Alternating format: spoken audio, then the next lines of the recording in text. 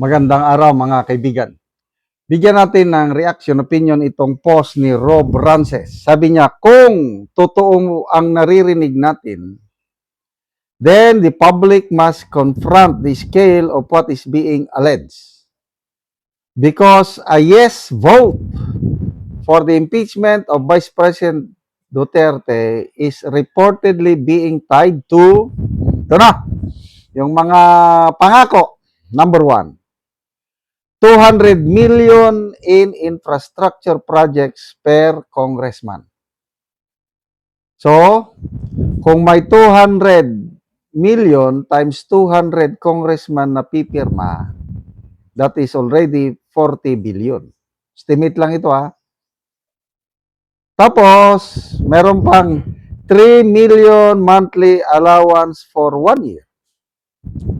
So, 3 million times 12 months times 200 congressman, that's 7.2 billion.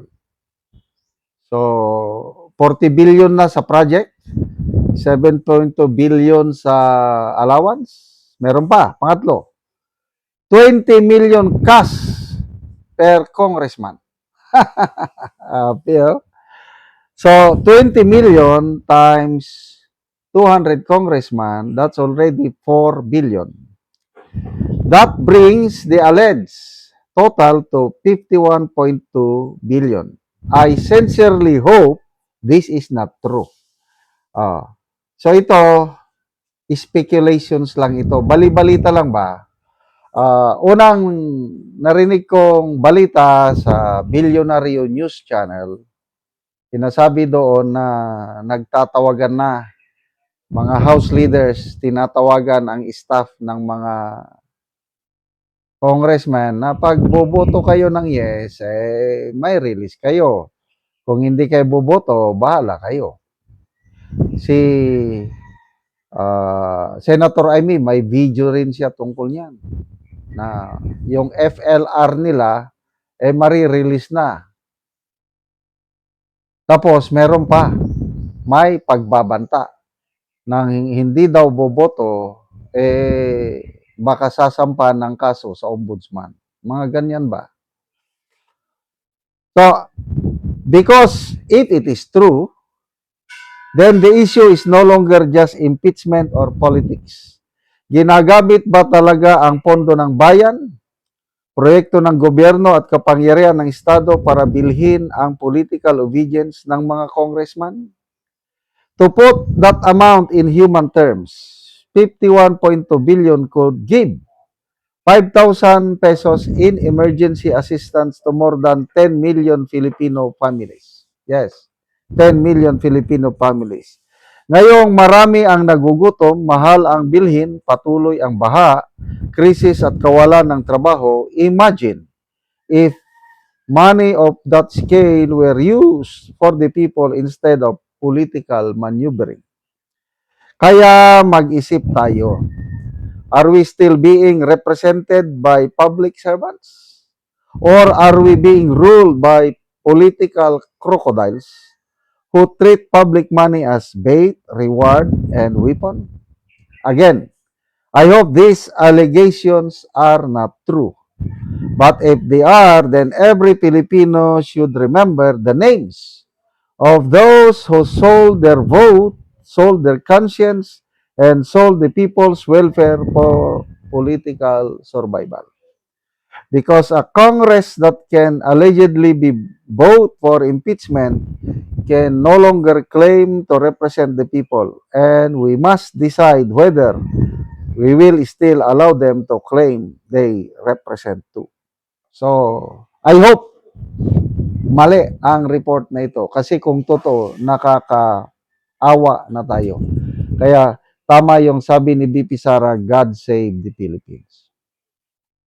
Kung minsan kasi, ang sisihin din is taong bayan. Dahil pagdating sa botohan, nadadala pa rin sa pera ang karaming boto. Kaya itong mga politikong ito na kumandidato, example, itong last election, 2025, marami akong alam na mga kongresista na dito sa aming lugar, gumamit talaga ng limpak-limpak. Ang labanan is pera sa pera eh. So sino yung naghulog, nagbigay ng mas maraming pera, siya ang nanalo. Kaya alangan naman na yung perang inilagak niya para manalo nung 2025 ay hindi niya babawiin. So ito na ang pagkakataon na mabawi. Kaya parang hindi ma-stop itong problemang ito nang dahil na rin sa botante. Hanggat hindi magmamature ang mga botante. Nandun ako sa US, yung bago yung presidential elections noong 2024, kung saan nanalo si Trump. Wala akong naobserbahan doon na whatsoever na vote buying, whatsoever. Sabi ko, sana ganito, kailan ba magmamature ang Filipino voters? Na ang basehan lang doon sa Amerika, sa debate eh. Kung sino yung mas maganda ang plataforma, mas maganda ang sinabi sa debate, yun ang mananalo. Kaya nga umatras si President Biden dahil sa debate wala siya na blanco siya or palpak ang kanyang mga sagot sa debate. Kaya pilitang umatras, pumalit si VP Harris. But then, natalo pa rin. So, marami pa tayong kakaining bigas tayong mga Pilipino. Basta, ako, sinimulan ko na kaming mag-asawa. Noong 2022, binigyan kami ng pera, di namin tinanggap.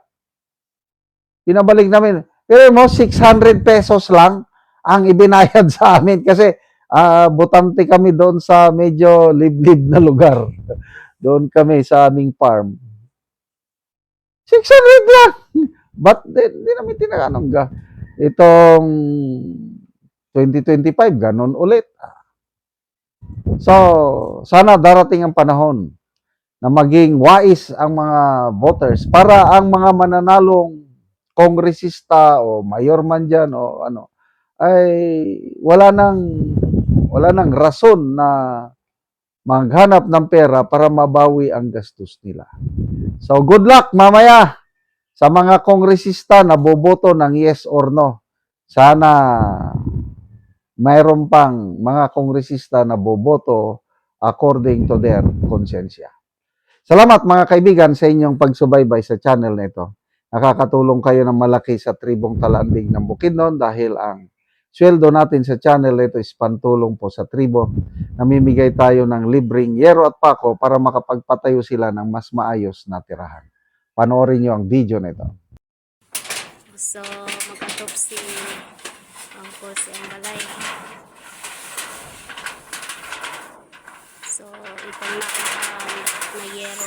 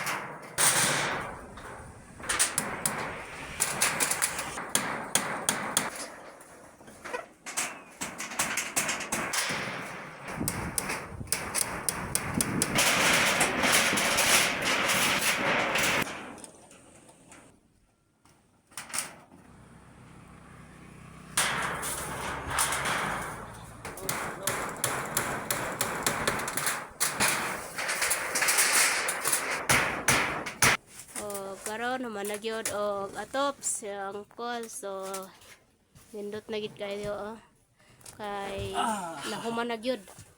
o atop ang iyang balay.